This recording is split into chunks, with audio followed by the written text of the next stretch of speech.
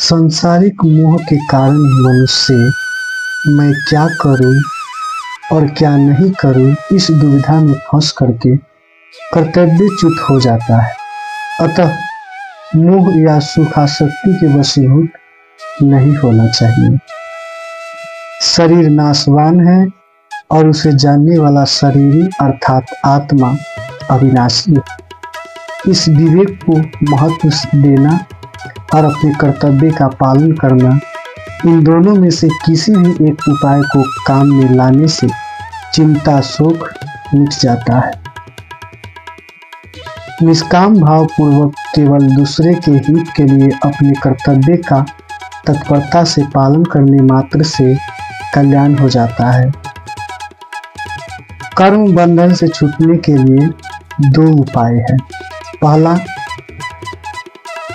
कि निस्वार्थ भाव से कर्म करना और दूसरा अपने कर्तव्य कर्म को भगवान श्री कृष्ण के चरणों में समर्पित कर देना।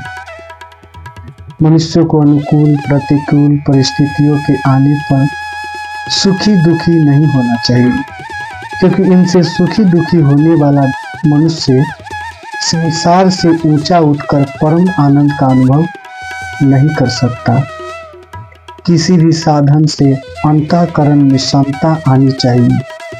समता आए बिना मनुष्य सर्वदा निर्विकार नहीं हो सकता।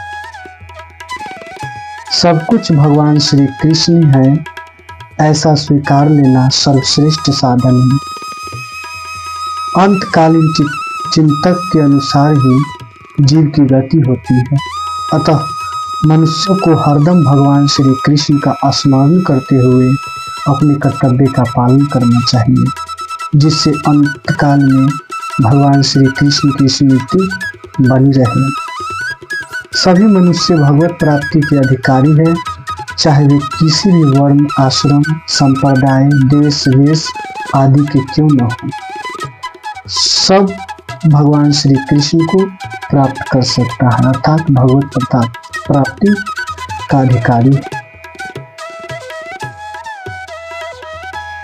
संसार में जहाँ भी विलक्षणता विशेषता सुंदरता महत्ता विद्वंता आदि दिखे, उसको भगवान का ही मान करके भगवान श्री कृष्ण का चिंतन करना चाहिए।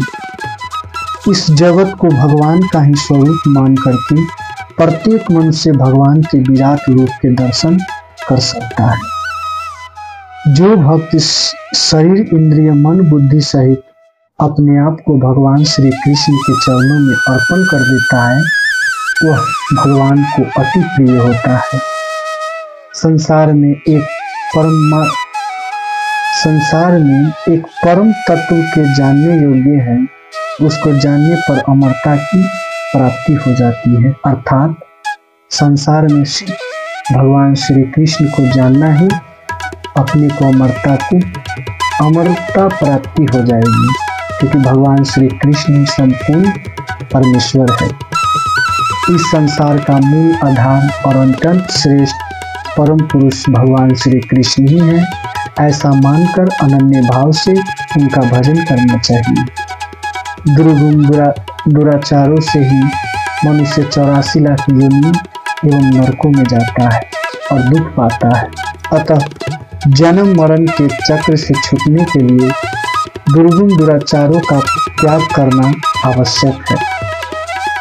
मनुष्य श्रद्धा पूर्वक जो भी शुभ कार्य करे, उसको भगवान का स्मरण करते हुए अर्थात भगवान श्री कृष्ण के स्मरण करते हुए उनका भजन करते हुए उनका नाम जप करते हुए किसी भी कार्य को करना चाहिए। सब ग्रंथों का सार वेद है और वेदों का सार उपनिषद तथा उपनिषदों का भी सार भगवत गीता है और भगवत गीता का सार भगवान श्री कृष्ण की शरणागति है। जिस तरह कीचड़ से लदबद बच्चा भागता हुआ माता की गोदी में पनाह लेता है, उसी प्रकार जब हम भगवान श्री कृष्ण के गोदी में जाकर के अपने आप को संपूर्ण रूप से मन चित्त अहम अहंकार कर्तव्य कर्म सब चित्त से भगवान श्री कृष्ण को समर्पित हो जाएंगे, तब भगवान श्री कृष्ण हर पापों से धो करके हमको आनंद प्रदान करवाएंगे और परम सुखी कराएंगे। जय श्री कृष्ण, राधे राधे। जय हे प्रभु, जय श्री कृष्ण। श्री राधा वल्लभ श्री हरिवंश, श्री वृंदावन, श्री वनचंद्र। राधे राधे।